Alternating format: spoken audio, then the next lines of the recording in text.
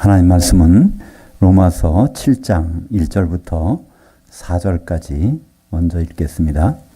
형제들아, 내가 법 아는 자들에게 말하노니 너희는 그 법이 사람이 살 동안만 그를 주관하는 줄 알지 못하느냐? 남편이는 여인이 그 남편 생전에는 법으로 그에게 매인받으나 만일 그 남편이 죽으면 남편이 법에서 벗어나느니라. 그러므로 만일 그 남편 생전에 다른 남자에게 가면 음녀라. 그러나 만일 남편이 죽으면 그 법에서 자유롭게 되나니 다른 남자에게 갈지라도 음녀가 되지 아니하느니라. 그러므로 내 형제들아, 너희도 그리스도의 몸으로 말미암아 율법에 대하여 죽임을 당하였으니 이는 다르니 곧 죽은 자들 가운데서 살아나신 이에게 가서 우리가 하나님을 위하여 열매를 맺가려 함이라. 원전으로 다시 보는 로마서, 오늘은 7장입니다. 7장 1절부터 25절까지 말씀을 가지고 남편 곧 옛사람이 죽어야 시집갈 수 있다라는 제목으로 말씀을 나누겠습니다. 로마서는 좀 특별한 서신입니다. 예수를 믿는 사람들에게 복음을 전한다고 하면서 보내는 편지가 이게 로마서죠. 그렇다면 우리가 일반적으로 예수를 믿는다는 것, 복음을 듣고 구원받았다고 생각하고 있는 사람들이 로마서를 통해서 특별하게 발견할 수 있는 그런 내용들이 나오게 됩니다. 로마서에서 핵심적인 단어가 있다 하면 로마서 8장 29절에 맏아들이라는 단어가 나옵니다. 예수님 보통 독생자라고 소개를 하고 있는데요. 신약 성경에서 맨 처음으로 맏아들이라고 하는 단어가 로마서 8장 29절에 나오죠. 8장 29절에 보면 맏아들, 헬라어로는 프로토토코스라고 라는 단어를 씁니다. 이것은 어떻게 보면 획기적인 일이죠. 하나님이 독생자, 우리가 예수님은 독생자로 오셨는데 한 알이 밀알이 땅에 떨어져서 죽지 아니하면 열매를 맺지 못하는데 죽으면 많은 결실을 맺느니라. 요한복음 12장 24절의 말씀. 그 말씀을 하시고 이제 십자가에 달리십니다. 그리고 죽으시고 부활하셨을 때 하나님이 선포를 하시죠. 오늘 내가 너를 낳았도다. 너는 내 아들이다. 시편 2편 7절에 있는 말씀이 예수님이 부활하시는 순간에 하나님이 선포하신 말씀이라고 사도행전 13장 33절에서 말씀하고 있습니다. 그래서 로마서는 하나님의 복음에 대한 것인데 하나님의 복음은 그 아들에 대한 것이다. 그래서 그 아들에 대한 것을 로마서 1장 4절에서는 바로 죽은 자들 가운데서 바로 그 하나님의 그 아들로 선포된 그분이 바로 예수 그리스도라는 사실, 그것이 복음의 핵심 내용이다. 이렇게 말하고 시작합니다. 그렇다면 우리가 하나님의 합법적인 자녀가 되는 길이 열렸다는 것이죠. 예수님이 맏아들 되는데 우리의 노력이나 우리의 행위가 하나도 안 들어가는데도 불구하고 우리는 하나님의 자녀가 되는 길이 열렸다는 것. 그것이 로마서 전체적 핵심적인 내용입니다. 로마 교회는 유대인들이 많이 가서 계속 할례를 받아야 되고 율법을 지켜야 되고 그래야 된다는 것을 강조하고 있었는데 바울은 그렇지 않습니다. 그건 복음이 아니라는 겁니다. 바로 복음이라는 것은 하나님의 아들이 신분의 변화가 생긴 것, 그것 때문에 우리가 은혜를 받고 하나님의 자녀가 됐다는 그 사실을 바울은 로마인 교인들에게 알려주기를 원한다. 그래서 로마서 1장 11절에 보면 내가 너희한테 가서 무슨 신령한 은사를 나눠주길 원하는데 그것은 너희를 견고케 하려 함이라 그랬습니다. 로마에 있는 교회가 성도들이 뭔가는 견고하지 못한 것이 있다는 겁니다.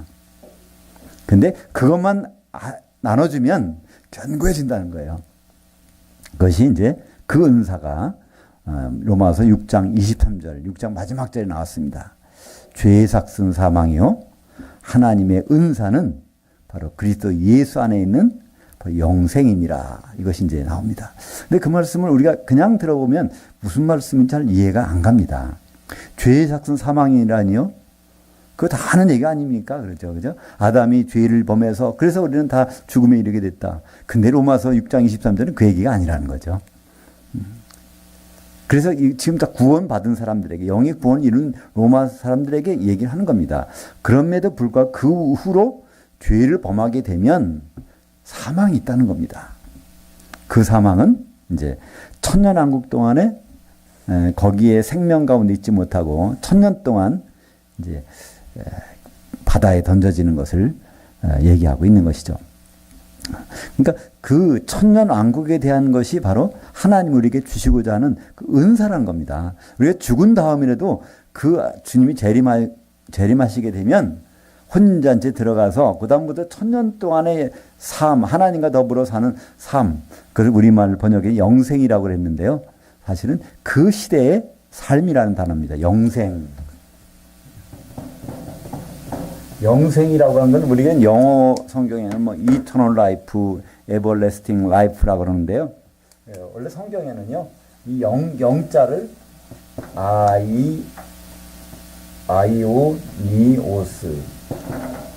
아이오니우스라고 하는데요. 이것은 한 시대를 헬라말로 아이온이라고 합니다. 아이온. 이게 하는 시대예요. 시대라는 것은 그 체제가 유지가 되는 겁니다. 우리나라 보면 조선시대, 그죠? 이시조선, 뭐 고려시대, 이러면 이시조선에는요, 전주 이씨인가요? 왕권을 잡고 있는 그 기간이 바로 이시조선 시대 아닙니까? 그 시대가 어떤 때는 30년 될 수도 있고, 어떤 때는 100년 될 수도 있고, 이시조선은 얼마죠? 500년, 그죠? 500년 지속됐습니다. 우리 주님 오시면 그 시대는 얼마가 되죠? 성경에는 1000년이라고 합니다. 주님 오셔서 주님이 왕권 바뀌지 않고 1000년 동안 하는 그 시대, 그것을 헬라 말로 아이온이라고 하는데요. 이것은 명사고, 거기에서 그걸 형용사로 만든 것이 아이오니오스라는 겁니다. 그러니까 한 시대 동안에 하나님과 더불어 사는 그것, 그 시대는 1000년. 그것이 바로 하나님이 은사라는 겁니다. 은사라는 것은 카리스마, 은혜는 은혜인데 영적인 은혜죠.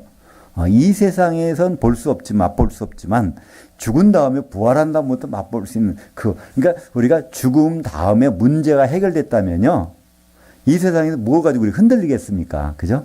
근데 우리가 그 문제가 해결 안 되니까 이 세상에서도 손해보지 않고 살아봐야지. 그래서 아등바등 하는 거 아닐까요?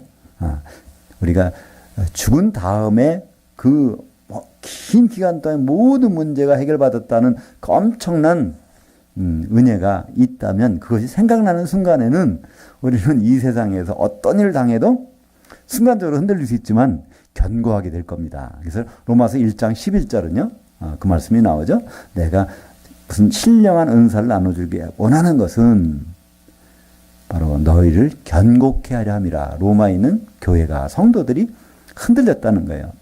율법주의자들이 와서 뭐라 하면 할례 받아야 되나, 또 이렇게 살아야 되나, 그거 흔들렸다는 겁니다. 그래서 그 은사 6장에서 그것이 나왔습니다. 그러니까 자꾸만 죄를 짓는데, 그러니까 우리는 예수 믿는다, 명예 구원 받은 사람들이 자꾸만 죄를 지면요, 이건 어떻게 될까요?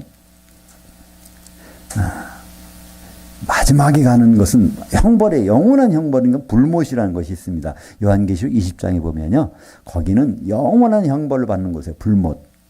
근데 1000년 동안 있는 곳은 형벌은 형벌이지만 그것은 다른 말로는 둘째 사망이라고 합니다. 둘째 사망.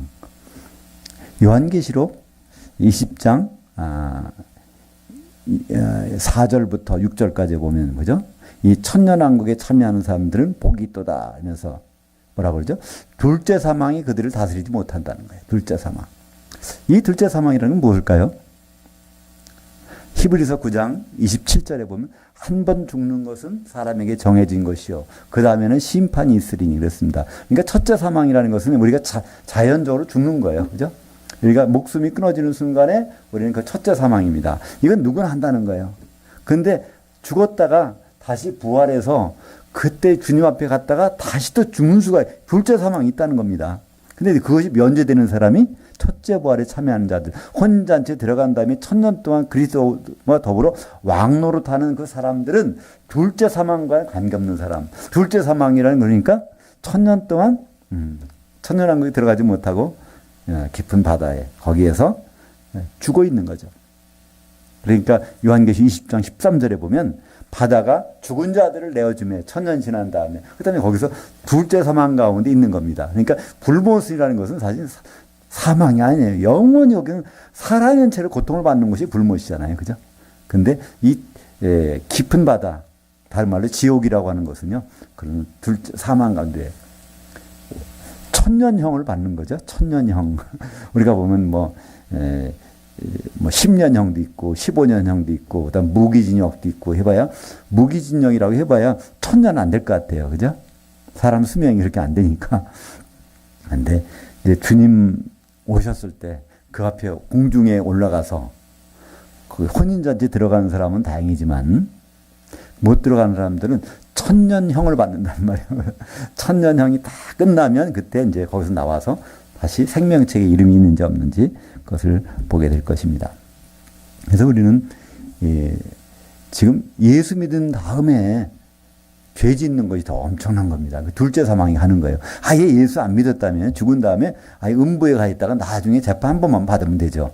근데 예수 믿는 사람이라면요, 잘 믿었건 못 믿었건 그리스도 안에서 죽은 자들은 다 주님 오실 때 일어나서 그리스도의 심판대 앞에 서게 돼서 천년왕국에 가는 것은 하나님의 은사, 영생, 영원한 생명이 아니라 한 시대의 생명, 1000년 동안의 생명을 우리말 번역은 영생이라고 한 것이죠. 그러면 영벌이라는 것은 1000년 동안, 1000년형에 처해져서 깊은 바다 속에서 죽어 지내는 것. 그것이 이제 영벌. 이제 오늘 이제 로마서 7장입니다. 7장. 남편이 죽어야 시집 갈 수 있다라는 제목이 나옵니다. 우리 성경을 보면요, 크게 보면 결혼 이야기입니다. 그죠? 창세기 2장에서 말하죠.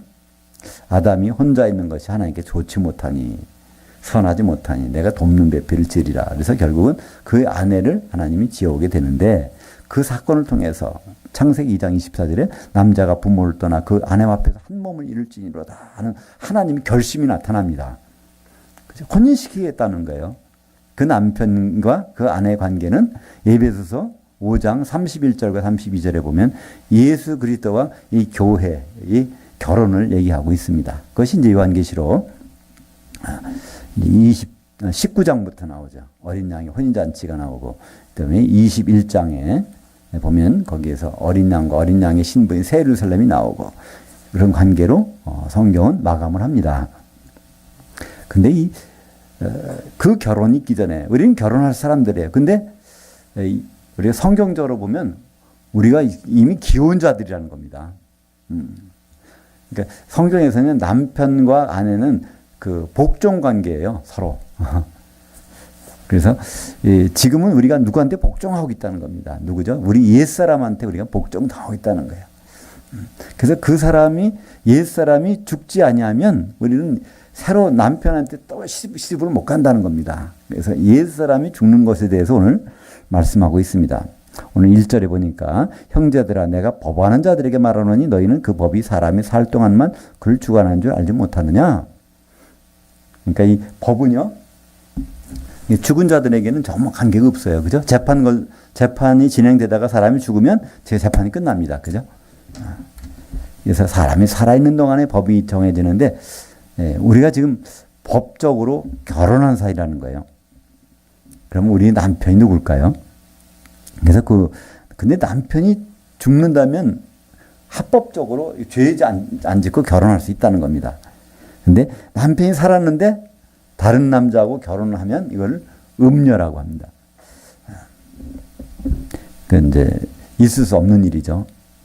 근데 우리는 그런 것을 성경에서는 자주 말하고 있습니다. 하나님은 바로 우리의 결혼할 분을 다 지정해 놓으셨는데 우리는 다른 들도 좋아할 경우, 그것도 성경에서는 우리를 음녀라고 그러죠. 근데 성경에 보면요, 이와 비슷한 케이스가 하나 나옵니다. 다윗은 좀 하나님 앞에 참 모든 일을 선하게 했는데 하나 실수를 범했죠. 하나 어떻게 보면요, 그 다윗이 왜 그걸 못 참았을까? 자기의 부하인 우리아의 아내를 범한 장면이 나옵니다. 그래서 그거 하나의 유일한 실수라고 볼 수 있는데, 근데 그걸 우리가 인간적인 면을 보지 마시고요. 다른 각도에서 볼 수 있지 않을까요? 아담이 왜 선악과를 먹었을까? 그것만 안 먹었으면 우리가 죄 가운데 사망 가운데 있지 않을 텐데. 그러나 그 아담은 로마서 5장 14절에 보니까 오실자의 모형이라고 그랬습니다. 성경에 나온 모든 것들은 다 예수 그리스도를 증언하고 있는데, 그러면 다윗이 그 밧세바를 범한 장면도 우리는 다른 관점에서 봐야 되지 않을까요? 그것도 성경에 있는 기록된 것이니까. 바로 다윗은 자기 부하의 아내를 보고 이제 결국은 그 밤을 같이 보냅니다. 근데 임신하게 됐죠. 그 사실이 알려지니까 그 부하의 장수 우리아를 좀 합방을 좀 하라고 그러는 거예요. 그죠? 근데 안 합니다. 그러니까 다른 방법이 없잖아요. 그 탄로나니까. 그래서 먼 전쟁터에 가서 죽여버리게. 아주 요압이란 장군한테 편지 써서 요압한테 보내서 이 우리아를 가장 위험한 곳에 놔라. 그래서 거기서 죽게 만드는. 그래서 결국은 그래서 죽습니다. 근데 사무엘하 11장 26절 보면 우리아의 아내는 그 남편 우리아가 죽었음을 듣고 그녀의 남편을 위하여 소리내어 우니라. 27절에 그 장례를 마침에 다윗이 사람을 보내 그녀를 왕궁으로 데려오니 그녀가 그의 아내가 되어 그에게 아들을 낳으니라. 지금요 우리아의 아내 밧세바는 이 다윗 왕과 자기가 원했건 어쨌든 간에 아마 그런 결혼하고자 한 마음이 있었던 것 같아요. 어쨌든 간에. 그게 어떤 그 경로에서 그것이 발생됐는지 모르겠지만, 왜냐하면 다윗이 볼 수 있는 시야 거리에서 목욕을 하고 있었으니까, 그거는 아마 그 다른 것이 아니었다면요. 그런 일은 없었을 것 같아요. 그죠? 근데 눈에 띄는 곳에서 그걸 하니까 다윗이 그 발동해서 그런 이제 일이 벌어지게 됐는데, 우리아의 남편, 그러니까 밧세바의 남편은 원래 우리아는 헷사람입니다. 이방인이에요. 근데 이 밧세바는 그 외할아버지를 보면 유대인이거든요. 그러니까 그 예수님이 족보를 쭉 보면 사실 다 라합도 이방인이죠. 전부가 모압의 여인도 그 룻도 이방 여인이고. 근데 거기 보면 유일하게 유대인 혈통이 나와요. 그것이 밧세바입니다. 이 밧세바라는 그 뜻은요. 바트라는 것은 딸이란 뜻이고 쉐바라는 것은 그 맹세, 약속이란 뜻입니다. 약속의 딸이라는 거예요. 어떻게 보면 그를 통해서 메시아 혈통이 오리라는 것을 아마 그걸 생각해서 이름을 지어줬는지 모르겠어요. 여하튼 밧세바는 다윗을 볼 때 남자로 본 거라기보다는 그런 관계에서 봤는지도 모릅니다. 그래서 다윗과의 그런 그 관계를 열망했는지도 모릅니다. 여하튼 간에 남편이 살아있는 동안은 다윗과 결혼할 수 없잖아요. 그렇다고 밧세바가 남편을 죽일 수 있습니까?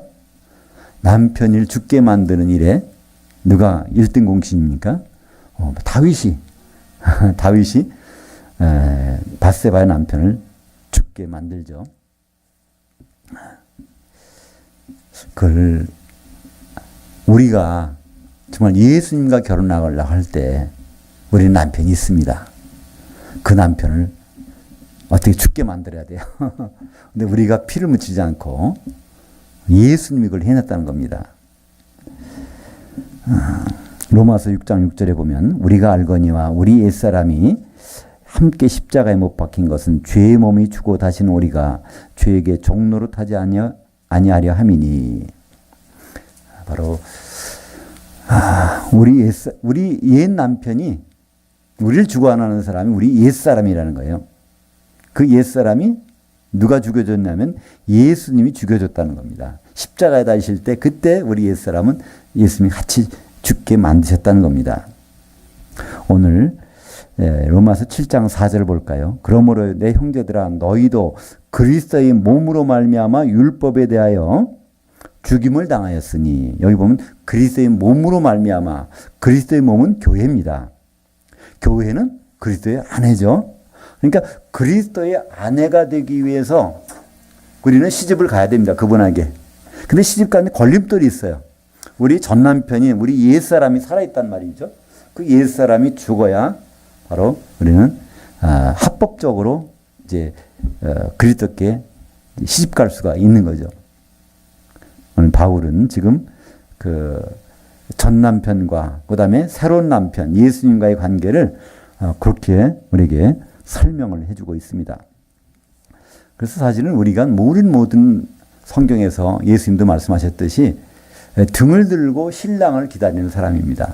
근데 등을 들고 신랑을 기다리는데 이게 그냥 결혼한 적이 없다면 그냥 할 수 있어요. 근데 결혼하는 사람인데 등을 들고 새로운 신랑을 기다린다는 것은 문제가 있잖아요. 그죠? 근데 그걸 해결해 준 분이 있다는 겁니다. 그게 바로 예수 그리스도죠. 마태복음 25장 1절에 그런데 천국은 마치 등을 들고 신랑을 맞으러 나간 10 처녀들과 같다 하리니. 그래서 우리는 다 우리는 여기 신부가 안 나와요. 신랑을 기다리긴 기다려요. 그런데 여기는 처녀들이 여러 명 기다리는 거예요. 이것은 신부가 등장 안 합니다. 여기서는 신부가 어떻게 될까요? 혼인잔치에 기름을 준비한 처녀들이 들어가서 요한계시록 19장에 보면 한 세마포 옷을 입은 바로 어린 양이 신부로 나오게 됩니다. 그 세마포 옷을 입은 그 신부를 보니까 성도들의 의로운 행실들이더라. 그러니까 성도들이 거기 쫙 한 몸 돼 있다더라. 이렇게 기록을 하고 있습니다. 또 다른 데도 이렇게 말씀하고 있죠. 고린도후서 11장 2절에 바울은 얘기합니다. 자기는 중매장이라는 겁니다. 예수 그리스도께 정결한 한 처녀로 너희를 중매했다. 교회를 중매한 중매장이라는 것이죠. 그러니까 사도들은 중매쟁입니다. 바로 신랑 되실 예수님과 우리 성도들 이렇게 바울도 이제 12사도 중에 하나니까 바로 중매쟁이라고 볼 수 있죠. 이것을 에베소서 5장 31절에 창세기 2장 24절을 옮겨놓고 32절에 이것은 큰 비밀인데 그리스도와 교회에 대해서 말하는 것이니라 이렇게 말씀하고 있습니다. 여하튼 우리는 예수님이 신랑이라는 사실을 부정할 사람은 없을 거예요. 성경은 이렇게 말씀하고 있으니까. 그렇다면 그분한테 시집을 가야 되는데 우리는 임자가 있는 몸이었다는 거예요. 지금까지. 왜냐하면 그 남편이라는 것을 주관하는 사람. 우리가 누구한테 이끌려 갔잖아요. 그것이 우리 옛사람의 생각대로 이끌려 간 그런 사람들인데 우리 옛사람, 옛남편, 전남편 이것이 죽은다는 사실이 확실해질 때 우리는 합법적으로 예수님을 신랑이라고 부를 수가 있는 것이죠. 5절 보겠습니다. 우리가 육신에 있을 때는 율법으로 말미암는 죄의 고난들이 우리 지체들 중에 역사하여 우리로 그 사망을 위하여 열매를 맺게 하였더니. 그래서 우리가 옛사람이 살아있을 동안에는 결국은 어떻게 됐습니까? 그 사망을 위해서 열매를 맺었다는 거예요. 그 사망. 그 사망은요, 우리 일반적인 사망이 아니라 우리가 자연적으로 죽는 것이 아니라 성경에서는 그 둘째 사망이죠. 둘째 사망으로 천년왕국에 들어가지 못하는 사람들은 전부가 다 둘째 사망으로 갈 수밖에 없었습니다. 누가요? 예수 믿는 사람들이. 로마서 7장 5절에 보면 거기에 그 사망을 위해서 열매를 맺고 있었다. 그 사망이라는 것은 이건 지금 우리라는 것은요, 지금 예수 믿은 사람들이에요. 예수 믿은 사람들이 결국은 혼잔치에 못 들어가고 그 둘째 사망에 갈 수밖에 없다는 거예요. 왜냐하면 육신적으로 여전히 살게 되면. 그래서 로마서 6장 23절 죄의 삭슨 사망이요 하나님의 은사는 그리스도 우리 예수 우리 주 안에 있는 한 시대의 생이니라. 여기서 죄의 삭시라는 것은요 성도들에게 하는 말입니다. 예수 믿고 구원 받았고 있는데도 등을 들고 있었는데도 기름이 없어가지고 결국 혼인잔치에 못 들어가는 사람들 이걸 얘기하는 거죠. 그럼 1000년 동안 사망 가운데 있다가 백보자 심판에 나오게 될 것입니다. 그러나 하나님의 은사, 하나님 주신 선물은 1000년 동안의 삶이라는 거예요. 1000년 동안 천년왕국에서 깊은 바다에서 죽어 지내는 것이 아니라 1000년 동안 있는 것. 그것이 바로 우리를 견고케 만드는 하나님의 은사입니다. 이것이 생각난다면 우리는 참 좀 넉넉하게 이 세상을 이기고 살 수 있을 것 같아요. 어떤 일을 당해도 맞아. 1000년 동안 깊은 바다에 있는 것이 아니라 1000년 동안 바로 주님과 더불어 왕노릇한다는 사실이 실감날 때, 우리 기억력이 약해지지 않아가지고 그것이 항상 생각이 날 때 우리는 모든 일을 다시 시작할 수 있는 힘이 나오게 될 것입니다. 6절부터 13절까지 바로 계속해서 이게 두 가지가 싸우는 얘기를 나와요. 사람은 지금 우리 몸속에 뭐가 혼이 들어가 있잖아요. 혼이 들어갔고 여기 이제 육신을 입고 있는데 혼이라는 것은 우리가 생각하고 느끼는 것이죠. 이거는 육신이라는 감각적인 게 있죠. 감각대로 사는 것. 혼이라는 것은 이성적으로 사는 것. 이 두 가지가 계속 있다는 겁니다. 계속 있는데 혼대로 살다 보면 율법을 안 놓고 율법이 없을 때는 이게 선한 줄 알았다는 거예요.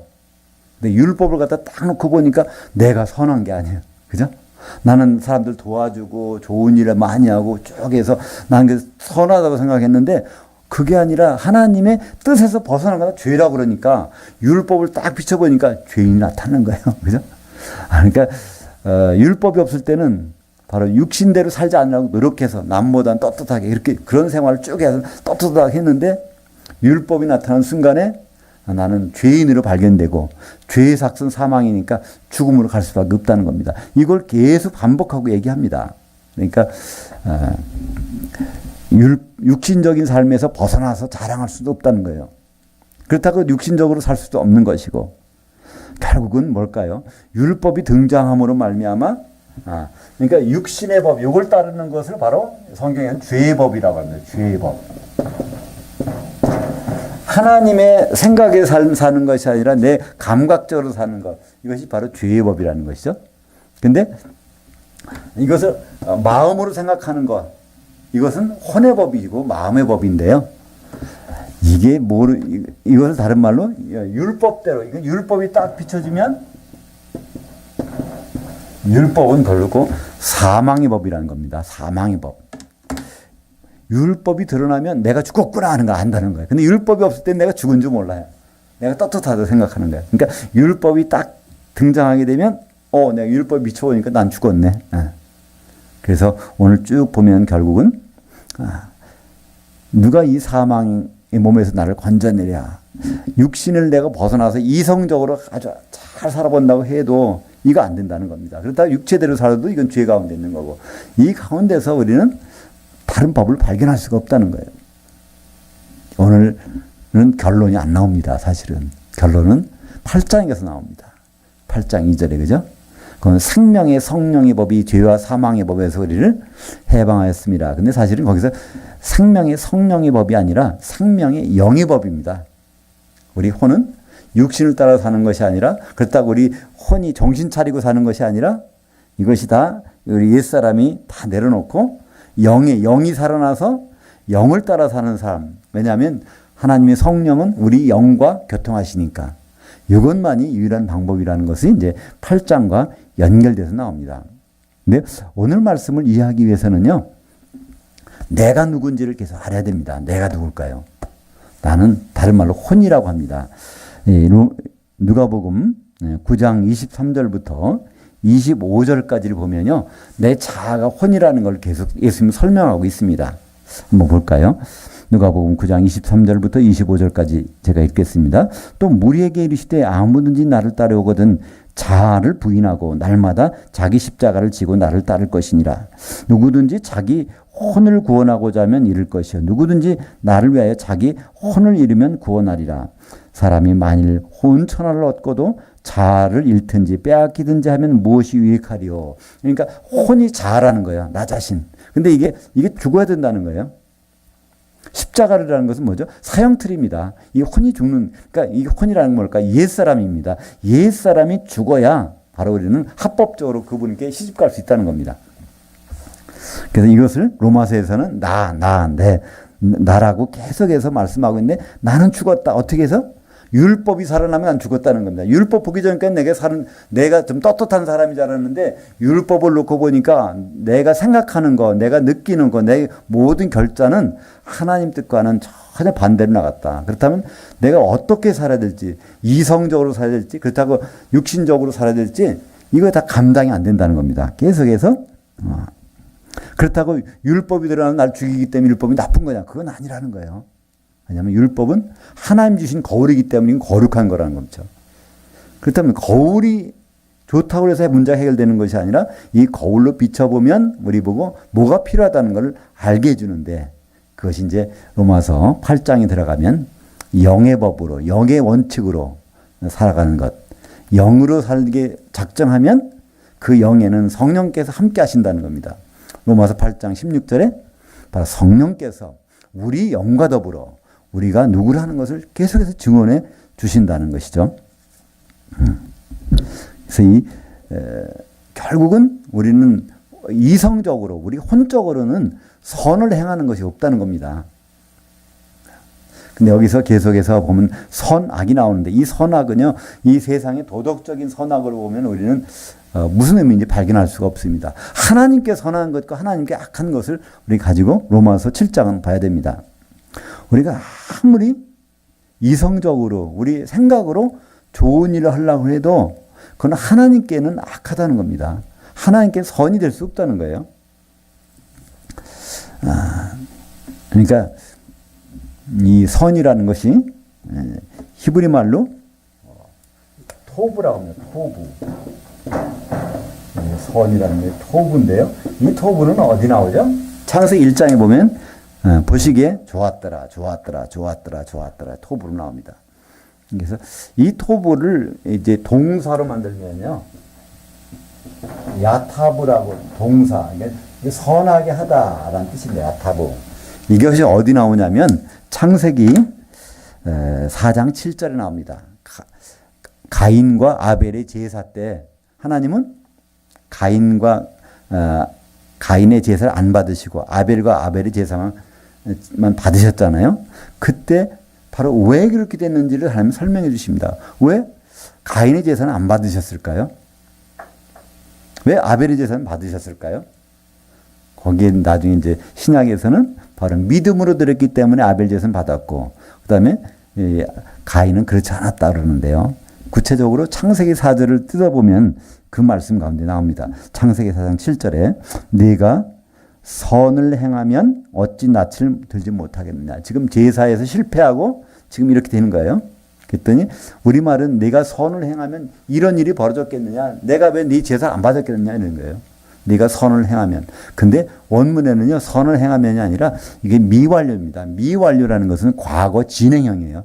네가 오늘 제삿날 제사 지내기 전에 과거에 계속해서 선을 행하고 왔더라면 내가 오늘 너를 왜 안 받겠어? 근데 오늘만 너는 제사를 지냈지 평소에 나를 생각했어? 그런 뜻입니다. 근데 아벨은요, 평소에 하나님을 어떻게 하면 기쁘시게 할까? 평소에 하나님을 생각했잖아요. 그건 그 직업 선택에서 볼 수 있습니다. 그죠? 아벨은 양을 기르는 직업을 선택을 했어요. 그때 양은요, 돈 되는 게 아닙니다. 육식은 허용 안 됐으니까 고기 사 먹는 사람도 없죠.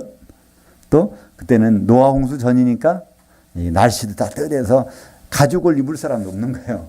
그 양을 길러서 유일하게 하는 것은 그 피를 내서 하나님 만나는 것. 바로 아벨은 평소에 그런 삶을 살다가 그걸 가지고 제사를 드린 거고, 이 가인은 평소에는 그런 건 꿈에도 안 생각 안 했어요. 자기 먹고 사는 것만 가지고 하다가 나중에 그날 한 겁니다. 그래서 하나님이 그것을 내가 오늘 예배를 받고 안 받는 것은 평소를 보시겠다는 겁니다. 우리말 가운데 주일 성수란 말이 있죠. 그 성경적이 아닙니다. 물론 안식일을 거룩히 지키라 그래서 안식일 대신에 주님 부활한 날 주일로 해서 거룩히 지킨다. 근데 그거는요, 성경적이 아니에요. 성경적인 건 뭘까요? 매일 성수입니다. 매일 성수. 이제 아벨과 가인의 제사를 보면 알 수 있어요.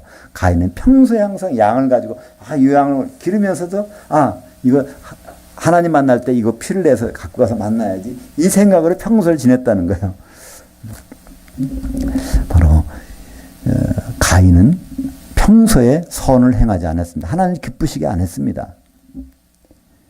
그것은 우리의 모습일 수도 있어요. 그죠? 우리는 평소에 하나님 기쁘시게 하는 일을 별로 안 하고 예배 때만 그걸 하려고 하는 경우가 많이 있습니다. 그것은 우리의 혼은 그렇다는 거고 옛사람은 그럴 수밖에 없다는 겁니다. 이거는요. 그래서 우리는 옛사람이 전 남편이 반드시 죽어야 그분께 갈 수 있다는 거예요. 우리가 제정신 가지고서는 이게 믿을 수가 없다는 겁니다. 이 성경 그러면 만약에 이것이 이성적으로 똑똑한 사람들이 하나님 뜻을 안다면요. 이거 지금 이 교회에 앉아 있는 것보다요. 빨리 신학교 가서 열심히 더 하고 또 외국에 가서 유학하고 그런 사람들 훨씬 낫겠죠. 근데 오히려 예수님 당시에도 가장 성경을 깨닫지 못하는 사람들, 서기관들과 바리새인들, 율법사들이 전혀 깨닫지 못하잖아요. 이성적으로는 깨달을 수 없는 것, 혼으로는 깨달을 수 없는 것, 바로 옛사람으로는, 옛생각으로는 깨달을 수 없는 것이 바로 하나님의 말씀이죠. 그래서 우리는 어떻게 하면 내가 죽을 수 있는가? 이 죽는다는 거는요. 내 생각이 죽는 것이죠. 그죠? 내 이론이 죽는 것이고 내 지식이 죽는 것이죠. 그리고 그 자리에 바로 주님의 생각으로 채워지는 것. 그것만이 유일한 방법인데 어떻게 주님의 성령께서 우리와 함께 계실 수 있을까? 로마서 8장 16절에 보면 성령이 친히 우리 영으로 더불어 그러니까 성령은 우리 혼과 우리 생각 가운데 성령이 주시는 것이 아닙니다. 사실은. 우리의 감각에 성령이 함께 하시는 분이 아니에요. 우리 혼과 작용하신 분도 아니고 더구나 우리 육신과 성령이 작용하신 분이 아니에요. 성령께서 우리 영과 더불어 바로 모든 것을 깨닫게 하시고 생각나게 하시고 우리가 하나님의 자녀가 된 것을 증언하게 하시고 그렇다는 겁니다. 그래서 오늘은 철저하게 근본 원인이 어디 있는가. 육신을 벗어난 방법, 혼적으로 잘 살아오면 될까? 그것도 안 된다는 겁니다. 그러면 결국은 오늘 25절에 보니까 우리 주 예수 그리스도로 말미암아 하나님께 감사하리로다. 그런즉 나 자신이 혼으로는 하나님의 법을 육신으로는 죄의 법을 섬기노라. 결국 하나님의 법을 결국은 택한다는 건 뭘까요? 사망의 법. 나 율법 같다는 건 난 죽었구나. 그거밖에 할 수 없다는 거예요. 육신으로는 결국 내가 죄를 지을 수밖에 없겠구나. 그러니까 우리는 만약에 하나님의 말씀대로만 열심히 살아가지고 해결될 수 있다면요. 그럼 예수님 오실 필요가 없잖아요. 여전히 성령책이 있는데. 그러나 이건 뭐라고요? 로마서 3장 20절에 있는 것처럼 거울이라는 겁니다. 이 거울. 딱 보면 내가 얼마나 가망이 없는 사람이라는 거 이거를 깨닫는 거예요. 율법이 없으면 내가 잘났다고 살아갈 수밖에 없지만 율법을 펴서 나를 비춰보는 순간에 나는 죽을 수밖에 없기 때문에 율법을 다른 말로 사망의 법이라고 하는 겁니다. 나를 완전히 죽여놓는 법이에요. 그러면 여기서 살아날 길은 있다는 겁니다. 그것이 바로 영의 법으로 예수님이 우리에게 허락하신 그 법으로 밖에는 살 수 없다는 것이죠. 22절, 23절 읽겠습니다. 내 속사람으로는 하나님 법을 즐거워하되 내 지체들 속에서 다른 법이 내 마음의 법과 싸워 내 지체들 속에 있는 죄의 법으로 나를 사로잡는 것을 보는도다. 오호라 나는 곤고한 사람이로다. 이 사망의 몸에서 누가 나를 건져내랴. 그러니까 결국은 나는 죽을 수밖에 없는 몸인데 육신적으로 살아도 죽고 혼적으로 정신 차리고 살아도 죽고 그럴 수밖에 없는데 바로 예수 그리스도 안에서 새로운 영의 법을 공개가 된다는 것입니다. 그러니까 우리는 보통 이 장로교에서는요 이분법이라는 것을 씁니다. 그죠? 영혼과 육체. 근데 성경에서는 이분법으로는 설명이 안 돼요. 우리 자아는 혼인데 혼 속에다 하나님은 영을 집어넣으셨는데 그것을 분리해서 성경을 보면 이해가 됩니다. 근데 만약에 영혼과 육체라는 관점으로 로마서를 보시면요 이건 도저히 이해가 불가능합니다. 물론 여기서 혼이라는 단어는 안 나왔어요. 마음이 혼인데 그런 마음, 속사람 이렇게만 나와 있죠. 그러니까 우리 자아, 이 혼이라는 것. 시편 130편 5절에 보면 나 곧 내 혼은 여호와를 기다리며 나는 주의 말씀을 바라는도다. 그러니까 구약에서 딱 한 번 혼이 나라는 것, 나 자신, 정체성이 혼이라는 것은 시편 130편 5절에 딱 나옵니다. 그리고 영이 무엇인지에 대해서 나옵니다. 잠언서 20장 27절에 사람의 영은 여호와의 등불이라 사람이 깊은 속을 살피느니라. 사람에게는 혼이 등불이 아니라 여호와의 등불이 아니라 영이 여호와의 등불이라는 거예요. 그러니까 이 전구가 있는데 이것이 사람의 영이라는 거예요. 그러면 하나님의 성령께서 거기 와서 비춘다는 겁니다. 우리는 그러니까 혼과 영을 구분하지 않냐면 도대체 이게 무슨 말씀인지 알 수가 없다는 것이죠. 그러니까 이 혼을 죽인다고 해서 영까지 없어지면 안 돼요. 그죠? 내 영은 분명히 이게 하나님 바라고 우리 예배도 그러잖아요. 요한복음 4장 23절 24절에 하나님은 이렇게 예배하는 자를 찾는다는 거예요. 어떻게? 영으로 드리는 예배를 하나님 찾으시는 거예요. 영으로 드리지 않는 예배는 뭘까요? 혼으로 드리는 예배예요. 우리 생각대로 드리는 예배 하나님이 그거 안 받으시겠다는 거예요. 영으로 드리려면 이 혼이 깨져나가야 돼요. 우리 속에 있는 영이 주님께 향할 때 성령께서 우리 함께 예배하게 하실 것입니다. 그리고 진리로 진정으로 번역되는데 진리 가운데서 진리라는 건 뭘까요? 진리는 예수 그리스도이십니다. 예수 그리스도의 몸을 이루는 것만이 하나님은 그 제물을 받으신다는 겁니다. 로마서 12장 1절에 보면 너희 몸들을 하나님 기뻐하시는 하나의 사한 제물로 드리라. 이것이 너희가 드릴 합당한 예배니라. 그때 우리가 그 예수 진리를 만들라는 우리를 한 덩어리의 그리스도의 몸으로 만들면 하나님은 그 예배 그걸 예배라고 받으신다는 겁니다. 하나님은 영으로 또 예수 그리스도의 몸으로 드리는 예배를 받으시는 거죠. 로마서 8장 2절에 그래서 이는 그리스도 예수 안에는 생명의 영의 법이 죄와 사망의 법에서 너를 해방하였습니다. 그게 성령의 법이라는데 성령의 법이라는 말은 없습니다. 원래 영의 법이에요. 영을 따르는 생활. 그러면 우리가 영을 따르는 생활을 하면 우리의 영에 성령께서 함께 하시는 것이지 성령의 법, 나는 내 영은 없어지고 성령이 나를 주관하시는 그건 성경이 없습니다.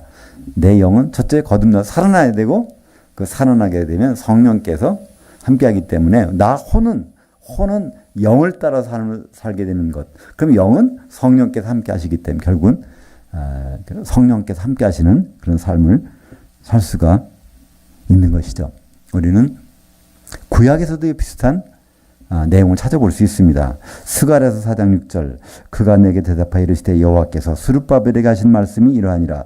만군의 여호와께서 말씀하시되 이는 힘으로 되지 아니하며 능력으로 되지 아니하고 오직 나의 영으로 되느니라. 이게 무슨 말일까요? 힘으로 되지 아니하고 육신적인 거 가지고 힘이 센 거 이거 안 된다는 거예요. 그렇다면 능으로 될까요? 능이라는 건 뭘까요? 능이라는 건 권세죠.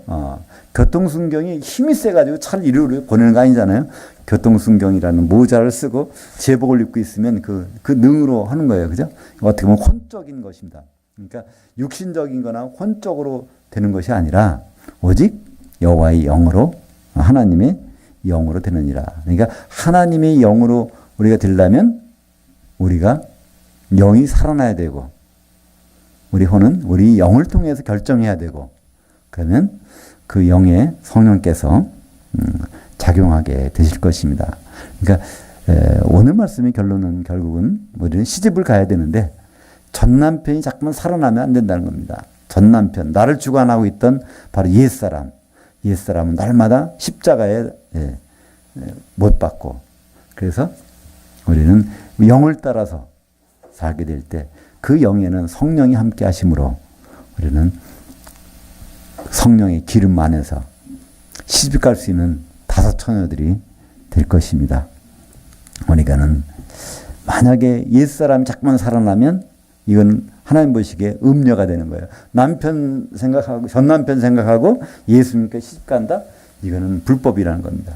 이거는 날마다 그러니까 그 생각이 날마다 살아나니까 날마다 죽는다는 거죠. 그죠? 바울은 그런 고백합니다.